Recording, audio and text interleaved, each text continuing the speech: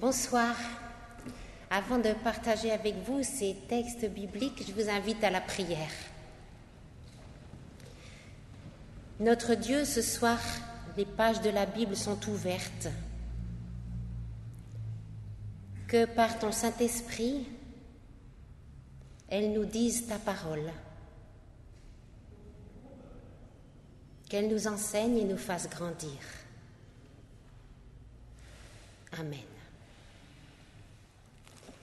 Au livre de la Genèse, je vous propose un court extrait d'un passage bien connu, un des deux récits de la création. Le Seigneur Dieu se dit, il n'est pas bon que l'homme reste seul. Je vais lui faire une aide qu'il aura comme partenaire. Un peu plus loin. Alors le Seigneur Dieu fit tomber dans le sommeil l'homme, il lui prit une côte, referma la chair à sa place. Avec cette côte, le Seigneur fit une femme et la conduisit à l'homme.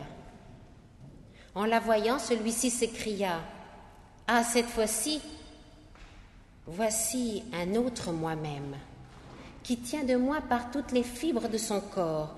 On la nommera compagne de l'homme, car c'est de son compagnon qu'elle fut tirée.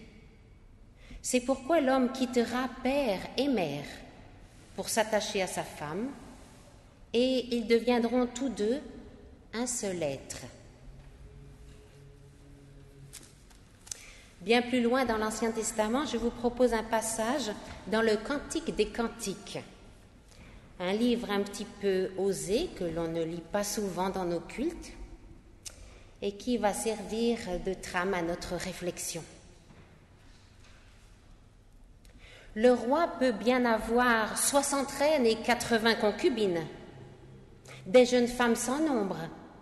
Pour moi, il n'y a qu'une femme au monde. C'est ma colombe, c'est mon trésor. Seule fille de sa mère et son enfant préféré. Les autres femmes, en la voyant, vantent son bonheur. Reine et concubine du roi font d'elle cet éloge. Quelle est donc cette femme qui a la fierté de l'aurore, la beauté de la lune, l'éclat du soleil, et vous trouble autant qu'un mirage? Tu me fais perdre mes moyens, fille de noble race. Que tes pieds sont jolis dans leurs sandales, princesse. La courbe de tes hanches fait penser à un collier sorti des mains d'un artiste. Le bas de ton ventre est une coupe ronde où le vin parfumé ne devrait pas manquer. Ton ventre est un tas de blé entouré d'anémones. Tes deux seins sont comme deux cabris, comme les jumeaux d'une gazelle. Ton cou ressemble à la tour d'ivoire. Tes yeux me rappellent les étangs de Heshbon à la sortie de cette grande cité. Ton nez est aussi gracieux que la tour du Liban, qui monte la garde en face de Damas. Ta tête se dresse fièrement comme le mont Carmel. Les mèches de tes cheveux ont les reflets de pourpre. Un roi est pris à leurs boucles. Que tu es belle et gracieuse, mon amour, toi qui fais mes délices. Et quelle ligne élancée! On dirait un palmier dattier, tes seins en sont les régimes, ce qui me fait dire, il faut que je monte au palmier pour mettre la main sur ces régimes. Que tes seins soient aussi pour moi comme des grappes de raisin et le parfum de ton haleine comme l'odeur des pommes. Que ta bouche m'enivre comme le bon vin. Oui, dit-elle, un bon vin réservé à mon bien-aimé et glissant sur nos lèvres endormies, je suis à mon bien-aimé et c'est moi qu'il désire. Viens, mon amour, sortons, allons passer la nuit parmi les fleurs de henné.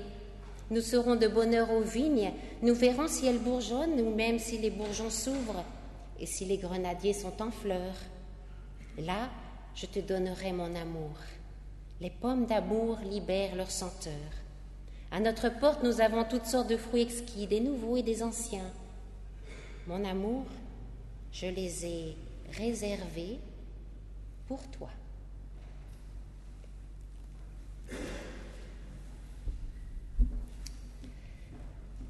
La statue qui représente Katharina von Bora, l'épouse de Martin Luther, à Wittenberg, face à la maison qu'ils ont habitée, connaît une certaine popularité pour une spécificité qui peut nous faire sourire.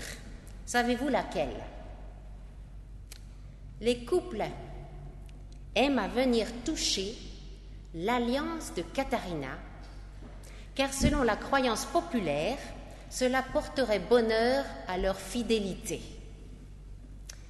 Comment une superstition aussi étrange peut-elle advenir dans notre protestantisme? Et quel lien cela aurait-il avec l'esprit de la Réforme? C'est ce que nous pouvons voir ensemble. Martin Luther va faire l'objet pour l'année 2017 de maintes études et conférences, et cela à juste titre. Sans doute s'attardera-t-on moins sur la présence à ses côtés de son épouse, Katharina, qui pourtant a eu un impact considérable sur sa vie personnelle, mais aussi publique et ecclésiale. Il n'est pas anodin de voir s'unir par le mariage deux personnes sortant respectivement de leur couvent après avoir rompu leurs vœux. Katharina avait vécu de 5 à 24 ans derrière les murs d'un couvent bénédictin puis d'une abbaye cistercienne. Avec un peu d'humour, on peut dire que l'ex-moine Luther s'est marié, passant du statut de célibataire angoissé à celui d'époux et pater familias, grâce d'une part à un marchand de poissons et d'autre part à un artiste peintre. En effet, Katharina a quitté son couvent caché dans une barrique de poissons, comme 11 de ses consoeurs. Et elle fera la connaissance de Luther, et de Mélenchon d'ailleurs, chez Lucas Cranach. En juin 1525, après seulement 2 mois de fiançailles, les amoureux convolent en justes noces. Luther, comme théologien, va révolutionner le regard sur le mariage. Il veut à la fois le revaloriser, comme fondamentalement conforme à la volonté de Dieu dans l'ordre créationnel pour tout être humain, et le désacraliser. À sa suite, la Réforme va quitter une théologie qui survalorisait le célibat et redonner à la vie de couple toute sa place et sa force tranquille. À l'aube de 2017, j'ose poser cette thèse, que la fidélité est une valeur phare, une donnée essentielle pour la vie conjugale. Je pense que, autant du temps de Luther que de nos jours, la fidélité est la base du couple. À l'inverse de la logique du zapping, de l'immédiateté, d'une liberté individuelle exacerbée, elle pose le principe du désir et du plaisir à long terme et partagé. Cette notion peut sembler en décalage par rapport aux réalités relationnelles de notre époque, mais peut-être est-ce de ce fait prophétique. Il est clair que la fidélité représente pour une part un défi, et ce n'est pas vraiment nouveau. La fidélité est un combat de tous les temps. J'en veux pour preuve un exemple avec le prophète Osée. Nous pouvons lire d'étonnantes scènes de ménage dans les pages d'un prophète comme Osée, vivant au 8e siècle avant Jésus-Christ. « Accusez votre mère, elle n'est plus ma femme, je ne suis plus son mari, que l'on enlève d'entre ses seins les signes de son adultère. » Osée, chargé d'interpeller le peuple d'Israël à cause de son infidélité à l'égard de Dieu, transmet en son nom un discours sous forme d'une parabole conjugale, et il n'est pas tendre. L'infidélité spirituelle y est présentée sous la forme d'une infidélité sexuelle entre époux, et dans cette grave situation de crise, l'existence même du couple est remise en question. « Elle n'est plus ma femme », dit l'homme bafoué. Pourtant, après son long discours plein de colère, viennent se glisser des paroles d'ouverture, telles que « je vais la reconquérir », la conduire au désert, où je lui ferai la cour. Et un peu plus loin, Israël, c'est pour toujours que je t'obtiendrai en mariage. Pour t'obtenir, je payerai le prix, la loyauté, la justice l'amour et la tendresse, je t'obtiendrai par la fidélité. Alors même que la confiance a été mise à mal et le couple au bord de la rupture, dans cette histoire, l'alliance va se renouer. La ténacité dans la fidélité d'un des partenaires prêt à se battre pour son couple pose au centre de la relation le dialogue et la tendresse, sans pour autant faire fi de l'exigence. Elle s'exprime par les mots justice et loyauté. Il ne s'agit donc pas d'une réconciliation de façade ou d'un pardon bon marché, mais d'une reconstruction qui passe par un retour aux sources, le désert, le lieu du premier amour. Ce texte d'Osée a une puissance qui peut toucher aussi bien nos relations conjugales que notre démarche spirituelle. Oui, malgré la tentation de l'infidélité déjà bien présente au temps biblique, la fidélité est conçue comme le socle de l'alliance. Alliance entre Dieu et les hommes d'une part, alliance du couple d'autre part. Dans un projet de couple, la question de la fidélité est incontournable, qu'elle soit nommée et promise, comme dans le mariage, ou simplement sous-entendue, comme dans l'esprit de ceux qui choisissent une vie conjugale sans cérémonie. La fidélité serait-elle un concept vieux jeu, aujourd'hui dépassé? Certains de nos contemporains reçoivent ce mot avec un certain cynisme. Ils la décrivent comme un reliquat d'une période antique où le cadre social du mariage primait sur la qualité de la relation. Elle serait une contrainte étouffante, confinant à l'hypocrisie. Elle serait utopique, en raison du fait qu'au fil des années, les conjoints ont bien trop évolué pour pouvoir rester sincèrement amoureux. Les obliger à rester fidèles reviendrait à les attacher à une promesse vide de sens. Alors on y oppose le principe d'authenticité. Et on considère antinomique de rester fidèle à son engagement conjugal et d'être en vérité avec ses propres sentiments. On en vient même à nommer comme argument de divorce la fidélité à soi-même. Mais quel est ce soi à qui il s'agit de rester fidèle? Celui d'aujourd'hui, dans ses successivités de sentiments et de paradoxes, ou celui qui, au départ, a choisi de s'engager dans l'aventure du couple avec cet autre qu'on aurait maintenant envie de congédier? Le travail de conseil conjugal et familial que j'exerce depuis 20 ans ne me laisse pas ignorer combien il est naturel de traverser des crises conjugales. L'inattention peut porter n'importe quel couple dans des chemins de divergence, d'incompréhension, de solitude. Et les épreuves de la vie, elles aussi, viennent laminer l'affection la plus sincère. Je n'idéalise pas un modèle qui se contenterait de sauver les apparences, gardant hommes et femmes attachés l'un à l'autre par la contrainte, dans un climat d'insatisfaction, de tristesse, de colère ou de désespérance, sans parler de la peur. Pour des couples toxiques, violents, une séparation est non seulement légitime, mais salutaire. La fidélité posée comme diktat moraliste peut devenir mortifère.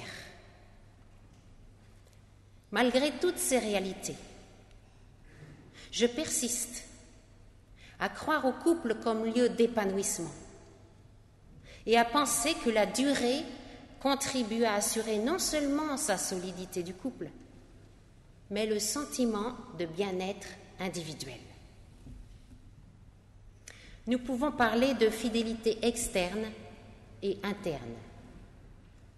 Dire oui à une personne engage à dire non à toutes les autres. Osons rappeler une lapalissade, la fidélité commence par la non-infidélité. Trop d'hommes ayant succombé à la tentation la justifient en précisant que cela ne les empêche pas d'aimer leur femme. C'était juste un soir. On peut bien sûr inverser les sexes. Bien sûr, mais dans la pratique, le discours est parfois différent. Le cri du cœur de l'auteur des cantiques, pour moi, il n'y a qu'une seule femme au monde, montre que l'unicité de son amour n'est pas le vœu chaste d'un homme aux conceptions moralistes étriquées. Au contraire, c'est le jaillissement spontané d'un homme profondément amoureux et émerveillé par sa douce. Les descriptions érotiques du Cantique des Cantiques ne laissent aucun doute sur l'épanouissement sexuel du couple mis en scène. Pourtant, ce n'est pas dans la multiplication des partenaires que leur sensualité explose, mais bien dans la recherche véritable présence de l'être aimé, dialogue de leur corps et de leurs âmes. Ils se croisent, se cherchent sans cesse, comme s'ils ne se possédaient pas, comme si la fraîcheur de leur relation tenait à ce cache-cache, cette perpétuelle quête de l'autre, dont la singularité reste toujours source d'émerveillement. La fidélité externe, refus de l'adultère, vient donc en miroir de la fidélité interne, qui évoque la nécessité de prendre soin de la qualité de la relation qui unit les partenaires. Dans cette belle histoire de Genèse 2 que nous avons relue ensemble, l'homme s'exclame au vu de la femme: « Voici enfin quelqu'un avec qui je vais pouvoir construire une relation, un dialogue, un partenariat. » Et dans la conclusion du verset 24, le programme est riche. L'homme quittera père et mère, s'attachera à sa femme, et les deux deviendront un seul être. 1000 questions ou prédications sur ce sujet. On notera ici qu'au fil du temps, simplement, à partir d'un choix initial, se construit un projet, d'où la nécessité de l'intervention du temps. Dans les langues bibliques, l'hébreu et le grec, on peut découvrir toute l'ampleur de l'idée de la fidélité. Sa présence est forcément forte dans la Bible puisque le Dieu d'Abraham et de Jésus-Christ se présente particulièrement par son engagement à la fidélité. Alors le mot hébreu « chesed », traduit par fidélité, signifie aussi bonté. La fidélité de Dieu n'est pas de marbre, elle est bonté, chaleur.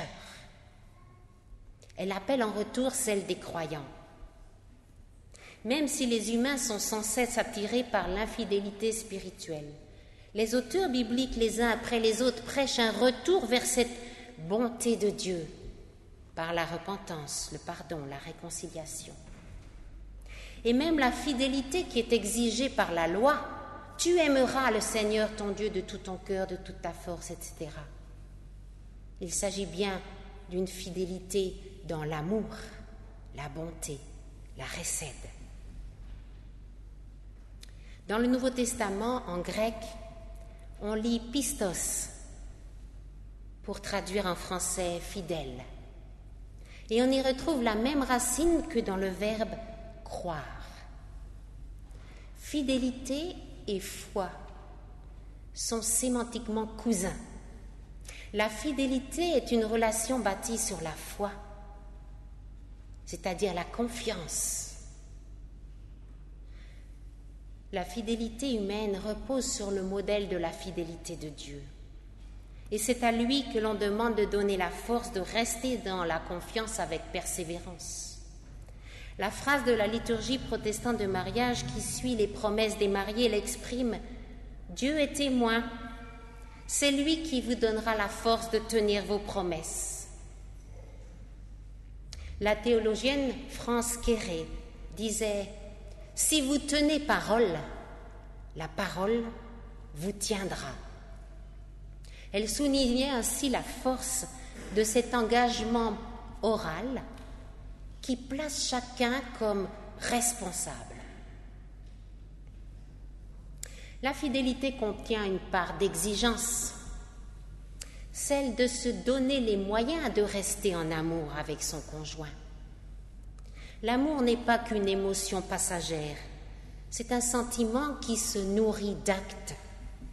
J'aime parce que je donne, autant que parce que je reçois.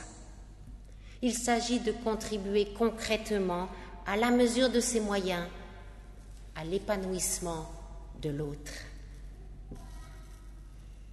Je conclurai en disant les atouts de la fidélité. Au début, rester fidèle est une conséquence évidente d'un choix.